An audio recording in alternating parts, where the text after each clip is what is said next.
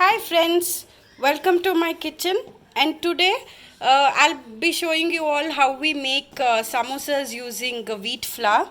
So here I've taken 2 cups of wheat, added a little jeera, ajwain and 2 tablespoons of oil. So first I'm going to gently mix this and then add very little oil and make it a dough. So let's see how to proceed with this. We'll have to add water little by little in turns, and we need this to chapati dough consistency.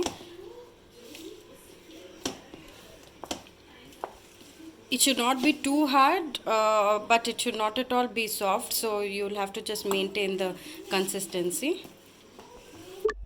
The dough is ready, so we'll have to rest this for around 15 to 20 minutes. I've added a little oil, maybe around half a tablespoon of oil, and I'll rest it for 15 to 20 minutes. Now I'll get my stuffing ready. So I've taken all the masalas here. So I am heating 2 tablespoons of oil in a pan. I've added half teaspoon of coriander seeds, 1 teaspoon jeera, and a little fennel seeds. So you need to saute them. Added in some 2 diced chilies and a little 1 inch ginger. So we'll have to saute these. Once this turns aromatic, we'll add in green peas.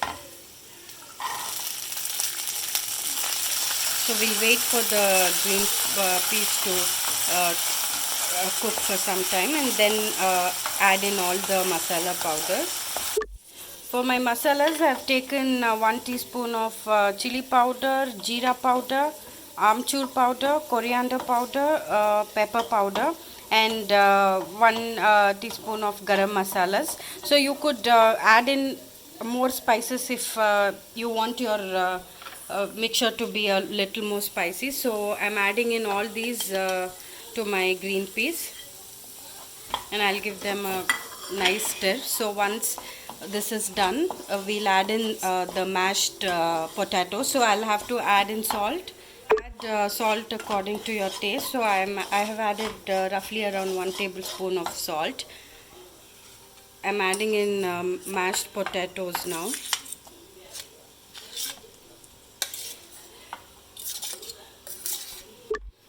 We'll have to mix this thoroughly.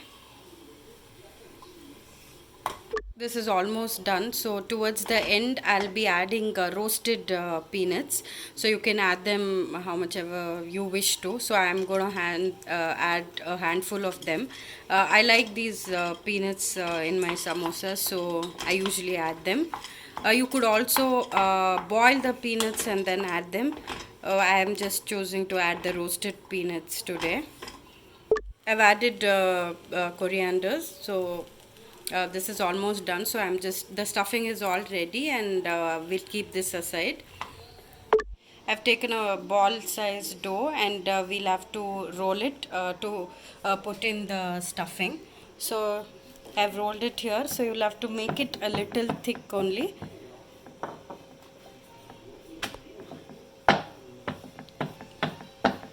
So and then we can divide this into half, and then fill it with the stuffing what we have made.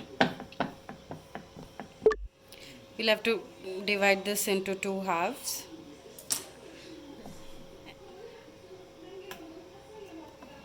We'll have to rub the edges with water, and then make this into a cone shape.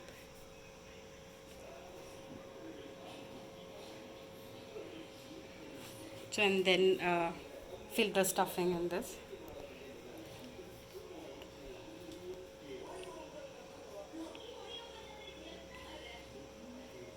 I've rubbed water across all the corners.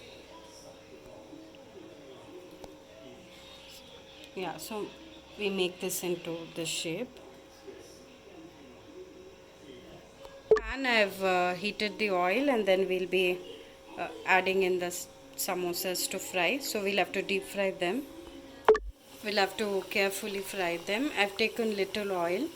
I mean, you can also pour in oil so that the samosas get submerged in them.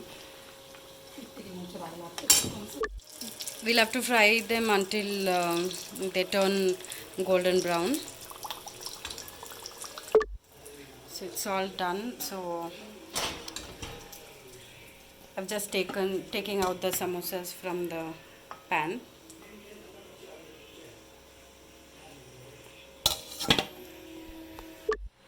The atta samosas are ready, and I have pudina chutney and some sweet chutney with me.